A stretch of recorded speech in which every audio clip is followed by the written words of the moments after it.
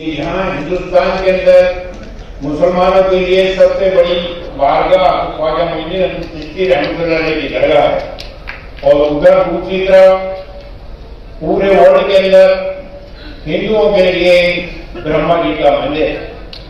इसलिए इन दोनों धार्मिक स्थलों से जो संदेश पूरे विश्व में जाएगा वो अपना एक अलग स्थान रखेगा। इसलिए अजमेर की पावन सरजमी से हमेशा मोहब्बत और सूफीवाद और इंसानियत एकता की आवाज बुलंद हुई है। आप इतिहास उठा के देख लें कि जितने अजमेर के अंदर सूफी संत हुए हैं, हिंदू धर्म के अंदर जितने विद्वान हुए हैं, महानुभाव हुए हैं, उन्होंने किस तरह से उपदेश देकर एकता और भाईचारे का पैगाम दुनिया इंसानियत को दिया। जब तक दुनिया इंसानियत उस एकता और के पैगाम पर अमल पैरा रही, उसने अपने आप को हर तरफ तरक्की के दौर के अंदर मुब्तला पाया। लेकिन आज के इस पुरअशोक दौर के अंदर हम जिस आतंकवाद से हम मुकाबला कर रहे हैं, उसके लिए किसी भी धर्म के अंदर कोई जगह नहीं है। कोई भी धर्म ना तो आतंकवाद की शिक्षा देता है, ना उस धर्म को मानने वाले अपने अनुयायियों को किसी किस्म से आतंकवाद की शिक्षा से प्रोत्साहित करते हैं। इसलिए मेरा मुल्क मेरी पहचान सिर्फ एक नारा नहीं, बल्कि सोच, हमारी जिम्मेदारी और हमारी असली पहचान है। हमारे देश भारत में कई धर्म, कई भाषाएं और कई संस्कृतियां हैं, लेकिन इन सब के बावजूद सबसे बड़ी पहचान हमारा मुल्क है।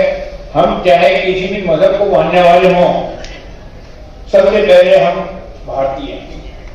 जब तक हम भारतीय नहीं कहलाएंगे, हमारी पहचान पूरे विश्व के अंदर नहीं बनेगी। इस्लाम में भी यही तालीम है, जिस मुल्क में रहो उसके वफादार रहो। ये हमारा कुरान शरीफ भी हमें ये हिदायत देता है और हमारे प्रॉफेट मोहम्मद हजरत मोहम्मद मुस्तफा सल्लल्लाहु अलैहि वसल्लम का भी ये दिशा निर्देश है और उनकी शिक्षाओं के अंदर ये चीज उभर के सामने आती है। इसलिए हर धर्म के मानने वाले इंसानों को ये समझना हो कि हमारा मुल्क ही हमारी पहचान है। जब मुल्क सुरक्षित है, मजबूत और एकजुट है, तभी समाज और इंसानियत सुरक्षित है। अदरवाइज आप कितनी भी तालीम दे दें, कितनी भी शिक्षित हो जाएं, लेकिन जहां आपके दिमाग के अंदर, मस्तिष्क के अंदर ये आतंकवाद की अगर जरा सा भी बीज बो गया, तो वो पूरे परिवार के लिए, पूरे शहर के लिए, पूरे देश के लिए खतरनाक। आज दुनिया जिस दौर से गुजर रही है, वे जंग, नफरत, कट्टरता और शर्मी का दौर बनता जा रहा है। ऐसे समय में सबसे ज्यादा जरूरत धार्मिक लोगों की है, चाहे वो छोटे छोटे मंदिरों से हो, छोटी छोटी शिक्षा की जो इंस्टीट्यूट्स हैं उनसे हो, चाहे वो धार्मिक लोग जो कि चाहे वो क्रिश्चियनिटी के अंदर हो, सिख धर्म के अंदर हो, हिंदू धर्म के अंदर हो, मुस्लिम धर्म के अंदर हो, उनका अव्वली फर्ज क्या बनता है? अपने अनुयायियों को सही दिशा निर्देश देना। आज ये दुनिया के लिए जो लड़ाई हो रही है, इसकी भविष्यवाणी आज से 1400 साल नहीं बल्कि उससे पहले की जा चुकी है कि क्या हो रहा है। ये सिर्फ करने के वो जो है जिसको कयामत कहते हैं, उसकी निशानी है और सब चीजें साबित हो चुकी हैं, डॉक्यूमेंट्री प्रूव है। लेकिन उसके बावजूद हम एक देश से लेकर दूसरे देश में कब्जा करने के लिए कोशिश कर रहे हैं। आज अमेरिका क्या कर रहा है? अमेरिका ने क्या किया? एक तरफ भारत को कहता है कि आप तेल रशिया से ले लो, उधर दूसरी तरफ बैन करता है। भारत कोई उनके अंडर के अंदर है या आप चाहते क्या हो पूरे वर्ल्ड के अंदर? सिवाय न्यूसेंस क्रिएट करने के, लड़ाइयां करने के, करवाने के अलावा और क्या है आपके पास में? आपने एक इंडिपेंडेंट कंट्री के प्रेसिडेंट को कैप्चर करके अपनी कंट्री ले गए। किस कैपेसिटी में आपने किया उसको कैप्चर? Under what law? ना आपको यूनाइटेड नेशन का चार्ट आपको ये परमिशन देता है, ना आपको वर्ल्ड की पूरी कंट्री आपके सपोर्ट में है। क्या कर रहे हैं? आज दूसरी चीज आती है जिहाद के ऊपर। मुसलमानों के बारे में जो कहा जाता है कि साहब मुसलमान जिहाद करें, अब भाई किस लिए करोगे जिहाद? कौन सी गवर्नमेंट आपको बैन कर रही है किसी चीज के लिए, धार्मिक उसके लिए? आपको जिहाद करना है अपने बच्चों की तालीम के ऊपर करो। आप गरीबी को दूर करने के लिए करो।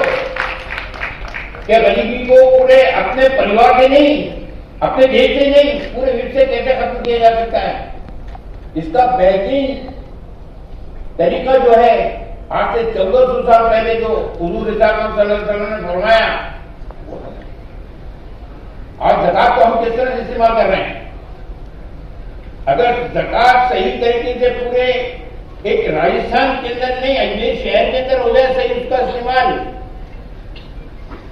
तो पूरा राजस्थान उसके ऊपर रश करेगा कि अजमेर कहां से कहां पहुंच गया।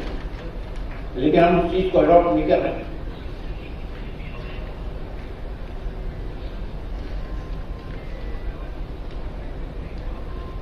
दूसरी चीज ये कि आप किस मजहब को बुरा करें।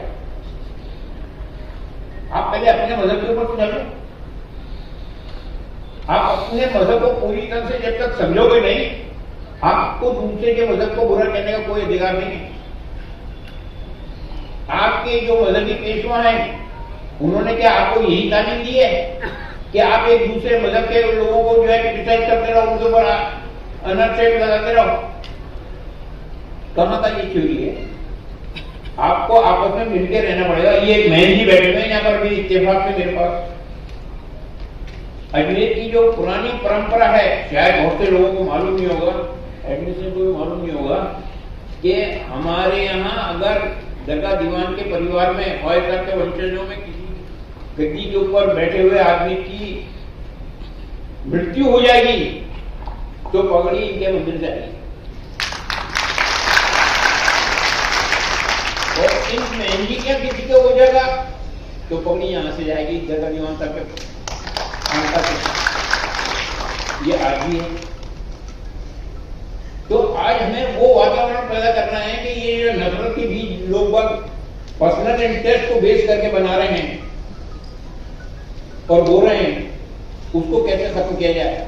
तो पहले संगोष्ठियां होती थी उस जमाने में, आज कहाँ होती है?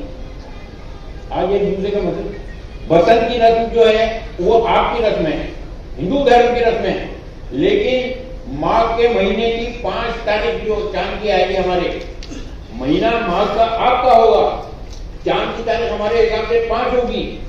उस रोज हिंदुस्तान की तमाम दरगाहों में इस सिलसिले की बसंत की रस्म अदा की जाती है। आज भी एनुअल रूट जो आता है, उस एनुअल रूट के ऊपर जो महफिलखाना है, वहां जो महफिलें होती हैं उसके अंदर भजन भी होता है, हिंदी के अंदर कव्वालियां भी होती हैं। ये परंपरा रही है। देश का खाना जो बनता है उस जमाने के अंदर वो शिकार के गोश्त से बनता था, लेकिन जब देखा कि यहाँ हिंदू लोग जो हैं बड़ी आस्था के साथ में आते हैं और यहाँ पर अपनी श्रद्धा सुमन अर्पित करते हैं, तो उन्होंने कहा कोई ऐसी चीज बनाई जाए जिसको ये लोग भी जो है स्वीकार करें, ये लोग भी उस प्रसाद को प्रसाद के तौर पर खाएं। तो मीठा खाना बनने लगा। पहले ये देर लुटती थी, अब वो बढ़ रही है। फर्रुखियत जो था उसके जमाने तक वो पकती थी और लुटती थी, तो लूटने के अंदर जो है वो थोड़ी देर हो गई, तो उन्होंने फिर इसको ये बांटना वगैरह शुरू किया। बाकायदा इसके फरमान है, रिकॉर्ड है, बाकायदा हिस्ट्री है, अजमेर की हिस्ट्री है, पुष्कर की हिस्ट्री है। अजमेर के अंदर जितने आसपास के इलाकों के अंदर जितने पुराने मंदिर हैं उसकी हिस्ट्री है। और धर्म जो है कोई छोटा बड़ा नहीं होता कि जब आपका धर्म बड़ा है, मेरा छोटा है, और उनका बड़ा है और उनका उससे बड़ा है, ये नहीं। ये कहने का धर्म सब एक है। इंसानियत का फर्क होता है। इंसानों के अंदर, दुनिया के अंदर जितने भी इंसान हैं, उनके अंदर अगर ये चीज आ जाए कि नहीं, धर्म सबका एक है, हम खराब है, हमारी इंसानियत हमें ये इजाजत नहीं देती कि हम किसी दूसरे धर्म के ऊपर राक्ष करें। मेरी मुल्क मेरी पहचान है क्या? इस प्लेटफॉर्म से मैं एक चीज और कहना चाहूंगा, जितने यहाँ सभा के अंदर बैठे हुए हैं और स्टेज के ऊपर तशरीफ फरमाएं, वो ये अहद करें और यहाँ पर सब ये अहद करें कि हम जो आज की तारीख के अंदर विश्व की तो दूर की बात है, हमारे भारत में जो कत्लेआम हो रहा है, मारकाट हो रही है, नफरत का बीज बोया जा रहा है, उसको कैसे खत्म किया जाए। तो ये अहद करें कि हम पहले अजमेर से ही शुरू करेंगे, क्योंकि दोनों धर्म के बड़े धार्मिक स्थान अजमेर के जरिए, तो ये शुरुआत अजमेर से होनी चाहिए।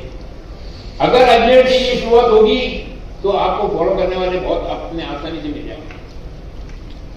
आखिर में मैं ये दुआ करूंगा कि आज का जो प्रोग्राम, जिस चीज को मेरा मुल्क मेरी पहचान बना करके बेस करके मुनक़िद किया गया, अल्लाह ताला इसके सत्ते के अंदर हमें, हमने बुजुर्गों की तालीमात के ऊपर अमल पैरा रहते हुए आपस में मोहब्बत और क़ुव्वत से रहने का सलीका हमें सिखाया है और हम इसके ऊपर गामजन रहें और हमारे देश को जो है तरक्की के रास्ते पर गामजन रहें। आमीन।